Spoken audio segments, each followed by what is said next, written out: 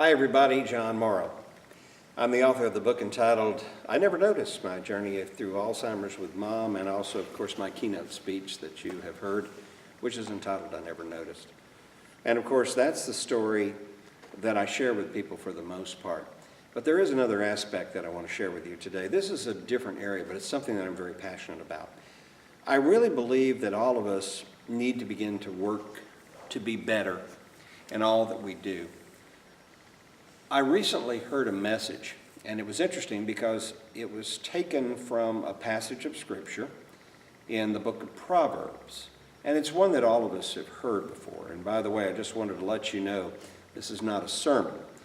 Rather, this is more like an objective sharing of getting people to rethink how they look at themselves in the light of their ability and where they are in life today.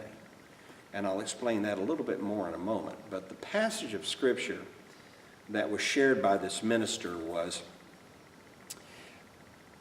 what you want to do is trust in the Lord with all of your heart, soul, mind, and strength.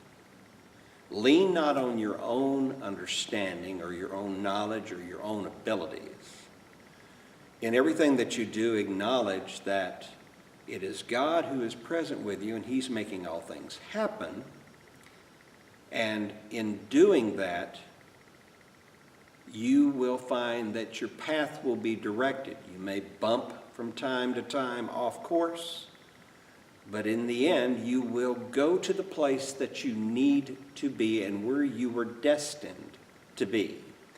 Some of the greatest questions that people ask in their life, particularly when they're young, is, what am I destined to become? Many of us have dreams of being some great person or some influential individual. Some have very, very grounded goals and beliefs and dreams in life, and they possess the talents to do it. Some convince themselves they can do something, but they don't have the gifts as an individual, and therefore there is a learning process, but it's always a hard learning process because it's like trying to force a square peg into a round hole. I was like that in my life growing up. Oh, I had a lot of things I wanted to do. I used to love to listen to sports on the radio, and I loved football in particular, college football specifically. And there was a specific play-by-play announcer for a college football team that was my all-time favorite. So I dreamed of myself sitting behind a microphone either on the radio or on television, calling the play-by-play of this game, and I would like to copy his mannerisms. He was good at what he did. And he didn't just do it in football, he did it in basketball as well. So when I got to college, I decided I wanted to get involved in radio, and I did. I had a calling to be in radio, but I didn't understand the relationship of the calling to radio to what my real life was all about. And I didn't discover that until many years later. And that's a point I want to make. Sometimes it's a long, winding road to get to where you need to be because of the talents that you were gifted with. So take that point very carefully here. Yes, radio played a role in my life, but radio was there as a means to get to where I am today. Because when I was in radio, I did get to do play-by-play. Play-by-play taught me how to control the speed of my speaking, to be able to sing, clear, articulate, diction, all these things. Radio was the vehicle that helped me to begin to control my voice, to be able to change my voice and do things with it, to make that voice much more compelling. But I was doing it behind a microphone in a studio with hardly no one ever watching me, and if there were people listening to me out there, they weren't looking at me and I didn't have to look at them. It's just the way it is. That's radio. That's the comfort level that I was at. But when I stepped out of the radio studio, because I no longer wanted to do that for a living, and I wanted to begin to connect with people, here's where the problem started. For all of that giftedness and that knowledge and that speaking ability and that articulation and craft and everything, when I got in front of a client, I had all kinds of problems communicating with them because it's not about how good I speak, it's about what I know. And I didn't know enough to be able to prepare and put my thoughts in a proper order, present them with a compelling argument, and persuade them to sign on the dotted line and close the deal. And that all changed the day that I was introduced to Toastmasters International in 1985. In 1985, Toastmasters formed a club in Plant City, Florida, 11 miles to the west of where I lived in Lakeland. And that day, at a Chamber of Commerce meet and greet breakfast, this new Toastmasters club performed what they called a mini meeting. There was a speaker, an evaluator, and a table topics portion. And through the entire process, they explained what Toastmasters does, that it was an educational organization, that Toastmasters could provide you with the skills, the ability, and most of all, the confidence to become a communicator and to overcome your fear of public speaking.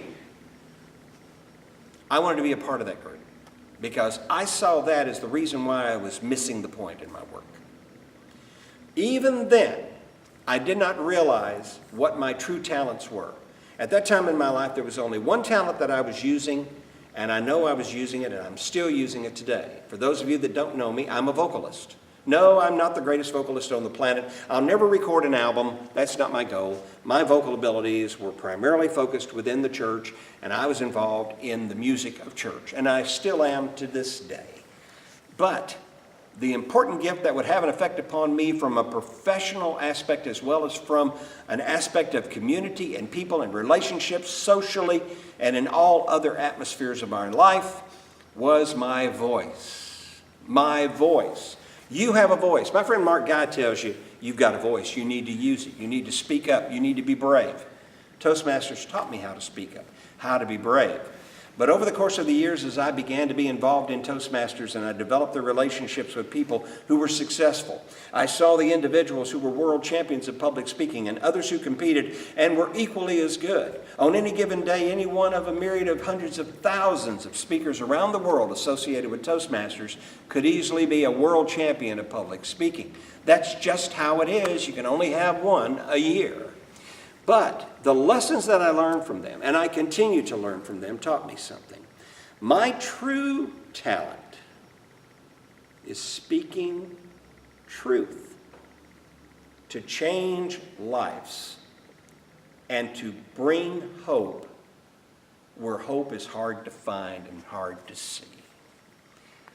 Where I am today at the age of 66 is simply the progression along a path that my Creator has brought me. And along the way, I've been blessed with experiences, victories, defeats, but all great lessons and learning opportunities. And I am surrounded today by a wealth of friends and associates and comrades at arms who are helping me to begin to realize I need to touch your life. And so, as my good friend Mark Guy would say, learn to speak brave. But before you think you just stand up and speak, find a place where you can be encouraged and gain the confidence to lift your voice and to speak brave. Next time, find a Toastmasters club, pay them a visit, and join.